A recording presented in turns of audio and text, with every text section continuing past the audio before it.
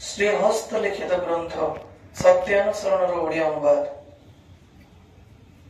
ଜଗତରେ ମଣିଷ ଯେତେ ଯାହା ଦୁଃଖ ପାଏ ତାର ଅଧିକାଂଶ ହିଁ କାମିନୀ କାଞ୍ଚନ ପ୍ରତି ଆସକ୍ତିରୁ ହିଁ ଆସେ। ସେ ଦୁଇଟା ପାଖରୁ ଯେତିକି ଦୂରେଇ ରହିବ ସେତିକି ମଙ୍ଗଳ। ଭଗବାନ ଶ୍ରୀ ଶ୍ରୀ ରାମକୃଷ୍ଣ ଦେବ ସମସ୍ତଙ୍କୁ ବିଶେଷ ଭାବରେ କହିଛନ୍ତି, କାମିନୀ କାଞ୍ଚନ ପାଖରୁ ତଫାତ୍ ତଫାତ୍ ଖୁବ୍ ତଫାତ୍ ରୁହ। କାମିନୀ ଠାରୁ କାମ ବାଦ ଦେଲେ ହିଁ ସେ ମା ହୋଇ ପଡନ୍ତି। ବିଷ ଅମୃତ ହୋଇଗଲା ଆଉ ମା କେବଳ ମା, କାମିନୀ ନୁହେଁ। ଏତିକି ବ୍ୟାଖ୍ୟା କରିବା ଯେ ପୂର୍ବ ଆଲୋଚନା କରିଥିଲେ ଯେ ମଣିଷ ଜଗତରେ ଯେତେ ଯାହା ଦୁଃଖ ପାଉଛି ତାର ଅଧିକାଂଶ କିପରି କାମିନୀ ଆଉ କାଞ୍ଚନ ପ୍ରତି ଆସକ୍ତିରୁ ଆସୁଛି ଆଉ ତା ପାଖରୁ ଦୂରେଇ ରହିବାଟା ଯେତେ ଦୂରେଇ ରହିବ ସେତେ ମଙ୍ଗଳ ବୋଲି ଆଲୋଚନା କରିଥିଲେ। ଭଗବାନ ଶ୍ରୀ ଶ୍ରୀ ରାମକୃଷ୍ଣ ଦେବ କିଏ ଥିଲେ? ସ୍ୱାମୀ ବିବେକାନନ୍ଦଙ୍କର ଗୁରୁ ଯିଏ ରାମକୃଷ୍ଣ ପରମହଂସ, ଯାହାଙ୍କୁ ମଧ୍ୟ ଯୁଗ ଅବତାର ବୋଲି କୁହାଯାଏ।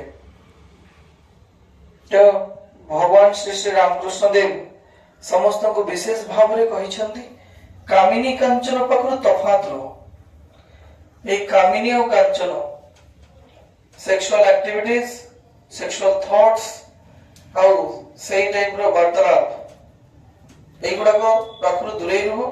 কামিনী কাঞ্চন পাখরু মানে কাঞ্চনটা কোন এক্সপেক্টেশনস পাখরু দূরেই দূরেই খুব তফাত রহ। কামিনী ঠারু কাম বাদ দেলে, যদি কামিনী পাখরু কামকু হি বাদ দেই দেব তেবে সে ঠাকুর কହୁଛନ୍ତି দেলে হি সে মা হই পড়ନ୍ତି। মানে গোটে নারী को যদি কামিনী দৃষ্টিরে দেখা যাଉଛି তো বিভিন্ন প্রকার থটস ଆସୁଛି, বিভিন্ন প্রকার ତା ପ୍ରତି ଖରାପ ଦୃଷ୍ଟି ଆସୁଛି, ବିଭିନ୍ନ ପ୍ରକାର ମାନସିକତା ସୃଷ୍ଟି ହେଉଛି। ଯଦି ସେ ଭାବନାଟାକୁ ହିଁ ଆମେ ବାହାର କରି ଫୋପାଡ଼ି ଦେବା ତାହେଲେ ସେ ନାରୀଟି କଣ ହେଇଗଲା? ଆମ ପାଇଁ କେବଳ ସେ ମା, ଆଉ କିଛି ନୁହଁ। ନାରୀ ଜାତି ଆମ ପାଇଁ କେବଳ ମା ସେତେବେଳେ ପରିଦୃଷ୍ଟ ହେବେ ଯଦି ଆମ ଆଖି, ଆମ ଦୃଷ୍ଟି ଯଦି ଶୁଦ୍ଧ ହେଇଗଲା, ଯଦି ଆମ ନଜର ଶୁଦ୍ଧ ହେଇଗଲା, ଆମ ଦୃଷ୍ଟି ଯଦି ଶୁଦ୍ଧ ହେଇଗଲା, তাহলে নারী ଆଉ কোন দেখাଯିବେ? মাতৃজাতি দেখাଯିବେ, ଯାହାର କୋଳରେ ଛୋଟରୁ ବଡ ହେଇଥିଲେ, ଯାହାରି ଗର୍ଭରୁ ଜନ୍ମ ଗ୍ରହଣ କରିଥିଲେ, ଯାହାରି ରକ୍ତକୁ କ୍ଷୀର କରି ପିଇଥିଲେ। ତେଣୁକରି ତାଙ୍କ ଚେହେରା ଦେଖିକିରି ମୋର ଦିନ ଆରମ୍ଭ ହଉଥିଲା। ତାଙ୍କରି ହାତର ସେ ଚୁଡ଼ିର ଶବ୍ଦରେ ମମତା ଭରି ହେଇକି ଥିଲା।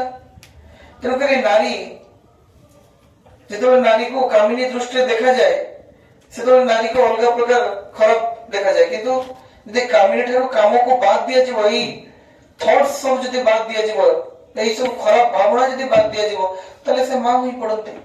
ବିଷ ଅମୃତ ହୋଇଗଲା ଆଉ ମା କେବଳ ମା, କାମିନୀ ନୁହେଁ। ତେଣୁକରି ଟୋଟାଲି ଉପରେ ଠାକୁର କହୁଛନ୍ତି ଆମ ଯୋଉ ଥଟ୍ ପ୍ରୋସେସ ଅଛି ତାକୁ କଣ୍ଟ୍ରୋଲ କରିବା ପାଇଁ। ସେଥିପାଇଁ ଯଦି ଗୋଟେ ନାରୀକୁ ଦେଖି ଯଦି ବିଭିନ୍ନ ପ୍ରକାର ଅସତ ଭାବ ସୃଷ୍ଟି ହଉଛି, ତା ମୁହଁକୁ ଦର୍ଶନ କରିବା ହୁଏ, ଠାକୁର ଏହା ପରେ କହୁଛନ୍ତି। ସେଟାକୁ ଆମେ ଅଳ୍ପ ଅଳ୍ପ ଯେହେତୁ ଆଲୋଚନା କରୁଛେ, ଆମ ପାଖରେ ସମୟ କମ, ଷ୍ଟଡି ଆୱାର ଅଛି, ଭଲ ମନ୍ଦ ଅଛି। ତେଣୁକରି ଏ ହଉଛି ଗୋଟେ ଛାତ୍ର ଜୀବନ, ସେଥିପାଇଁ ଆମେ ଅଳ୍ପ ଆଲୋଚନା କରୁଛେ, ଯାହାକି ଆକ୍ଚୁଆଲି ନିୟମ ନୁହଁ। କିନ୍ତୁ ଯେହେତୁ ଏଟା ଶିଖିବା ପାଇଁ କରୁଛେ ସେଥିପାଇଁ ଆମେ ଅଳ୍ପ ଅଳ୍ପ ଆଲୋଚନା କରୁଛେ। ନେକ୍ସଟ ଆମେ ପଢିବା କେମିତି ଯେ ମା ଶେଷରେ କି ଦେଇ ଭାବିଲେ ସର୍ବନାଶ, ଠାକୁର ଯୋଉଟା କହୁଛନ୍ତି ତା ପର ଏରେ ମାନେ ଆମେ ଆଲୋଚନା କରିବା ଯେ ଏବେ ବର୍ତ୍ତମାନ ମା କାମିନୀ ନୁହେଁ, ଏଇଟା ମନେ ରଖ। ନାରୀକୁ ଟୋଟାଲି ଉପରେ ସତ୍ ଦୃଷ୍ଟିରେ ଦେଖିବାକୁ ଚେଷ୍ଟା କର। ଆମ ଦୃଷ୍ଟି ଯେତେ ନିର୍ମଳ ହବ, ଆମ ଜ୍ଞାନ ଓ ଦର୍ଶନଟା ସେତେ ନିର୍ମଳ ଜ୍ଞାନ ଓ ଦର୍ଶନ ସେତେ ପାଲା ତାର ଆମର ବଢିବ। ଆଉ ଆମର ଯଦି ଜ୍ଞାନଟା ହିଁ ଠିକ ନାହିଁ, ଆମର ଯଦି ଦର୍ଶନ ଠିକ ନାହିଁ, ଆମ ଜ୍ଞାନଟା ଠିକ କେମିତି ହବ? ଆମେ ଯୋଉ ଭଳିଆ ଦେଖୁଛେ ସେଇ ଭଳିଆ ଭାବୁଛେ ଦୁନିଆଟାକୁ, କିନ୍ତୁ ଦୁନିଆଟା ସେଇଭଳିଆ ହେଇ ନପାରେ। ଆମର ଅଲଗା ଅଲଗା ଲୋକଙ୍କର ଅଲଗା ଅଲଗା ପ୍ରକାର ନଜରିଆ ଅଛି। ଏଠି ଯେତେ ପିଲା ବସିଛନ୍ତି ସମସ୍ତଙ୍କର ଅଲଗା ଅଲଗା ନଜରିଆ ଥାଇପାରେ, ଅଲଗା ଅଲଗା ଦୃଷ୍ଟିରେ ସେ ଅଲଗା ଅଲଗା ଦୁନିଆଟାକୁ ଦେଖିପାରନ୍ତି, ସେଇ ସେମ ଜିନିଷକୁ।